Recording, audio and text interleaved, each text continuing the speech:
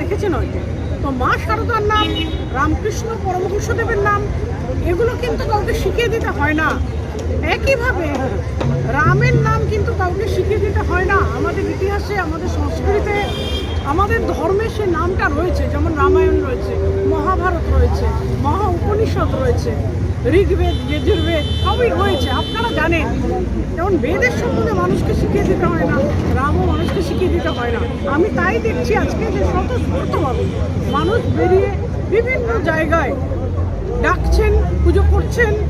আর আমি যখন বাচ্চা বাচ্চা ছেলে মেয়েদের অনেকে জিজ্ঞাসা করলাম যে পুজো করতে ভালোই লাগছে, বলছে হ্যাঁ, শ্রীরাম মানে তো বাবার আদর্শ ছেলে, শ্রীরাম মানে তো পরিবারের খুব একজন, মানে এমন একজন যার উপর ভরসা করা যায়, বিশ্বাস করা যায়।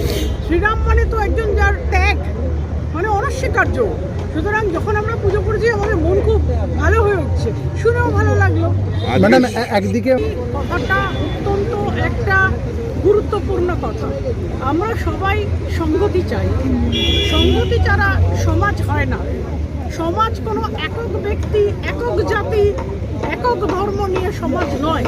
সমাজ সংহতির উপরেই দাঁড়িয়ে আছে, কিন্তু সংহতির আরেকটা মানে আছে। সংহতি মানে সর্বধর্ম সমন্বয়, সংহতি মানে সবাইকে নিয়ে কাজ করা।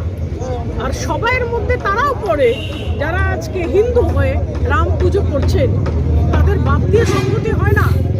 সুতরাং যারা আজকে পুজো করছেন, শ্রীরামকে ডাকছেন, তাদের বিরুদ্ধে গিয়ে যদি কেউ সংহতি মিছিল করে এবং রামের পুজো জায়গায় জায়গায় পুলিশ দিয়ে বন্ধ করার চেষ্টা করে, তাহলে সংহতি কথাটা আমাদের ডিকশনারিতে যেটা বলা আছে যে সকলকে নিয়ে, সবাইকে নিয়ে, সেই সংহতি কথার সম্মান রাখা হয় না। আমাদের সরকার যে সংহতি মিছিল করছে, এটা ঠিক সংহতি মিছিল নয়, এটা অসংহতি মিছিল। কোথাও কি পুলিশ অসংহতি মিছিল।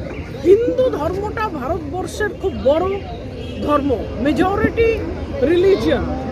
উই আর এ মেজরিটি এবং you must respect the majority. If you respect the majority, you respect the culture and the religion of the majority. When you respect the culture and religion of the majority, only then you can say you are secular. To be secular, you have to respect the majority and the minority. But by disrespecting the majority and upholding any other particular community, you disrespect the constitution and you disrespect the secularism. এটা সংহতি মিছিল নয়, এটা অসংহতি মিছিল। Madam, কোথাও আজকে অভিযোগ হয়েছে কোথাও ফোন করেছিল, গতকাল থেকে ফোন করছে। নিউ টাউন রাজারহাটে বন্ধ করে দেওয়া হচ্ছে, নর্থ ক্যালকাটায় বন্ধ করে দেওয়া হচ্ছে, জায়গায় জায়গায় ঢুকে পুলিশ বলছে এখানে পুজো করা যাবে না।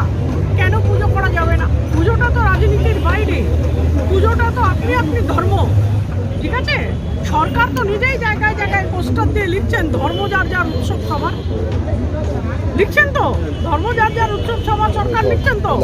তাহলে এটা তো যারা রাম পুজো করছে তাদের ধর্ম, হিন্দু ধর্ম আমাদের মেইন মেজরিটি গ্রুপের ধর্ম। তাই এখানে এত কথা উঠছে কেন? এত কথা তো ওঠার কথা নয়, ওঠার কথা নয়। আমি আমার বাড়ির মধ্যে রাম পুজো করি না, আমি কোনো মন্দিরে গিয়ে রাম পুজো করি, আমি তো কারোর জায়গার মধ্যে ঢুকে করছি না, করছি না তো। There is no trespassing. It is only you have to respect the religion of the majority and then you can be secular.